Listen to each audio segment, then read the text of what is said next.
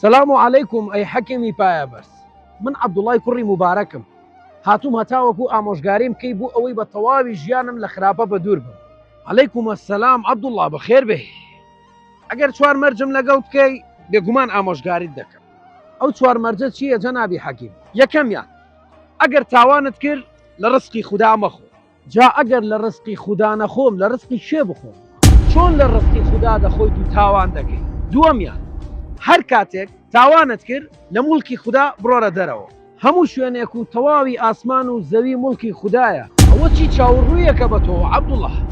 لە ڕزقی خوددا دەخۆیت و لە موڵکی ئەودا دەژیت و تاوانیش دەکەی. سێەمیان، هەر کاتێک کە ویست تاوان بکەی بڕۆ بۆ شوێنێک کە خوددا نەتبینێ. خی گەورە لە هەموو شوێنێک من دەبینێ، هیچ شوێنێک نییە لە ئەو پەنهان بێ. کەواتە چۆن لە ڕوود دێ لە ڕۆزی ئەو بخۆیت و لە موڵکی ئەودا بژیت و ئەو چاوی لێت بێ و تۆ تاوان بکەی. چوارەمیان، هەر کاتێک فریشتەی گیانکێشان هات بۆلات داوای مۆڵەتی لێ بکە و پێی بڵێ با توێش و کۆ بکەمەوە بۆ قیامەتم ئینجا ڕۆحم بکێش. ئەو هیچ کاتێک مۆڵەت بە هیچ کەسێک نادا. ئەی ئەگەر لە کاتی تاوان ڕۆحی کێشای چی ئەەکەی؟ هەمومان بەندەی خودداین. ڕاستە وتویانە قسەی باش و جوان لە حەکیمان ببیستە و لە خەوی بێئاگایی هەستە و بێدار بەرەوە.